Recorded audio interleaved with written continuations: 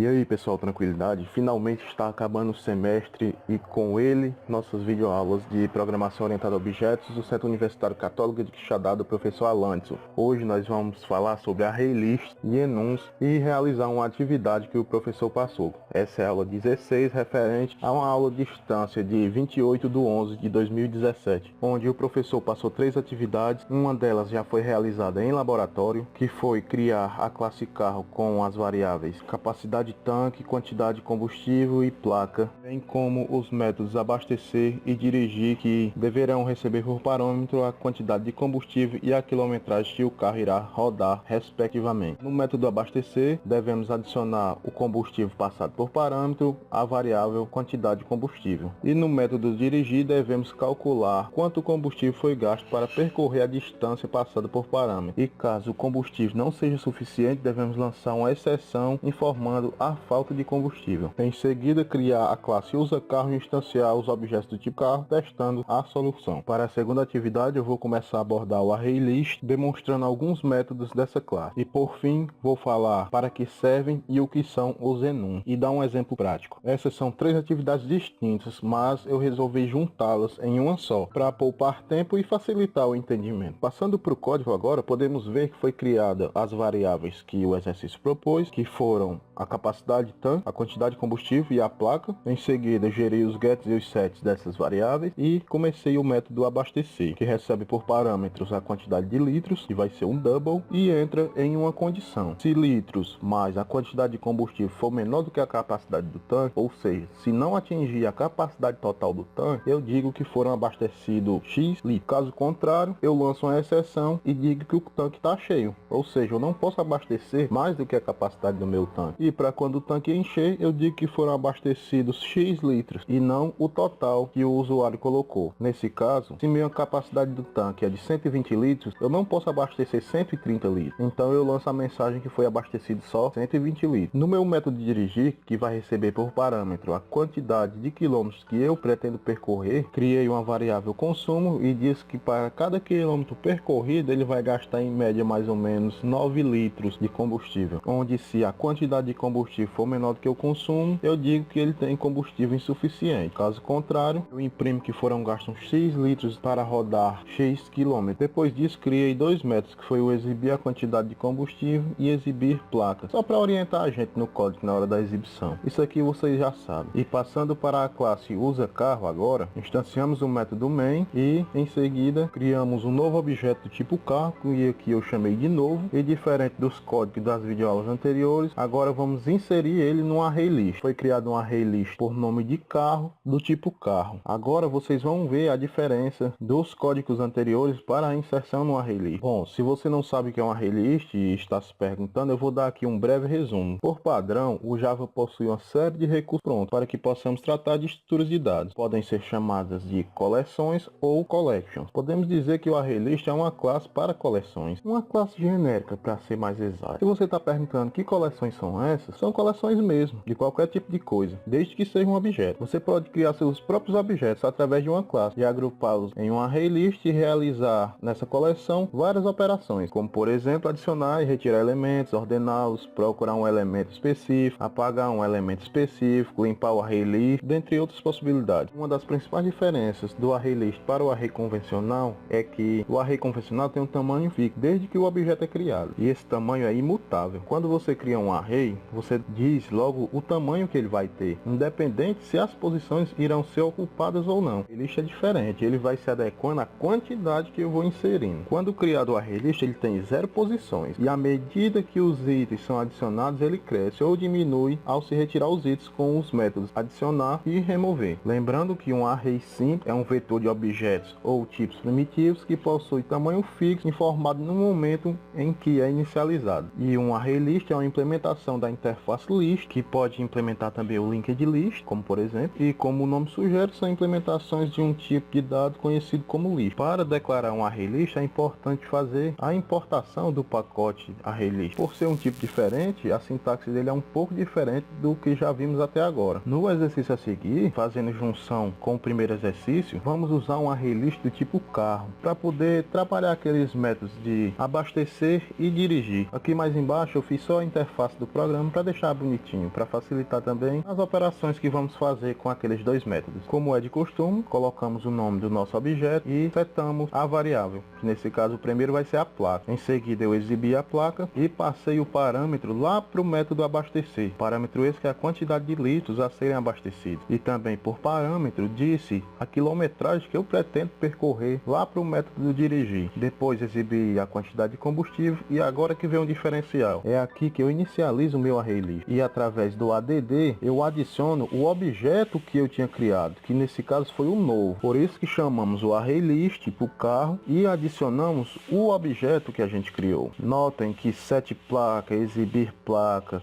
abastecer, dirigir e exibir combustível, que eu atribuí ao objeto novo, vão ser todos inseridos ao ArrayList do tipo carro. No caso, que é o listar o histórico de pesquisas que a gente fez, ou de comparações, eu chamei outro método pertencente ao ArrayList, que foi o exempt. Eu disse que se o meu ArrayList tipo carro não estiver vazio, que é o que o exempt significa, ele percorre esse ArrayList até o size, ou seja, até o tamanho que ele tiver, e me retorne cada objeto que foi criado e que está dentro desse ArrayList, dizendo quantas comparações foram feitas através também do carro.size, ou seja, ArrayList carro até o tamanho total dele. Caso contrário, caso o meu ArrayList estiver vazio, eu digo que nenhum histórico de comparação no sistema. Outro método muito fácil também atribuído ao ArrayList é o clear, que serve para limpar toda a lista. Simplesmente, se você deseja fazer a exclusão de todos os elementos que estão dentro do ArrayList, basta chamar ele carro.clear. Simplesmente. Vamos dar uma executada no código agora para ver se está tudo ok. Bom, aqui no meu menu, conforme definimos, na opção 1, nós vamos calcular o consumo de combustível. Na opção 2, vamos listar o histórico. Na opção 3, limpar o histórico. E na opção 4, sair do programa. Colocando para calcular o consumo de combustível, nós temos, conforme colocamos no código, para o usuário fazer a inserção da placa do veículo. E quando é inserida, aparece a mensagem de carro de placa X cadastrado no sistema. Em seguida, informamos a quantidade de litros que vamos abastecer nosso carro. Lembrando que a capacidade do nosso tanque é apenas de 120 litros. Se eu colocar uma quantidade a mais disso, vai ser lançada uma exceção dizendo que o tanque está cheio e que foram abastecidos somente a quantidade de litros que cabem no tanque. Com o tanque abastecido, agora nós vamos dizer a quilometragem que nós desejamos percorrer para fazer o cálculo do consumo de combustível para cada quilômetro percorrido. Como vocês podem ver, gastos X litros para percorrer X quilômetros, como foi proposto no exercício pelo professor. Em seguida, informando a quantidade de combustível restante que ainda tem no tanque, para orientar o motorista de quanto combustível ainda lhe resta para rodar. Aqui na opção 2, como o próprio nome pressupõe, que é o histórico, ele vai listar o histórico de pesquisas que a gente fez, o histórico de comparações. E na opção 3, ele vai limpar toda a lista, todo o nosso ArrayList. Na opção 4, é só o sair. Dando uma modificada no código, agora nós vamos passar a falar sobre enum no Java. Esses enum são tipos de campos que consistem em um conjunto fixo de constantes. Geralmente são definidos como static final. Eles atuam como uma lista de valores pré-definidos, que na linguagem de programação Java pode ser definido como um tipo de enumeração usando a palavra enum. Todos os tipos de enum implicitamente estendem à classe Java Lang enum. Como bem sabemos, e já foi dito em aulas anteriores, o Java não suporta herança múltipla e não pode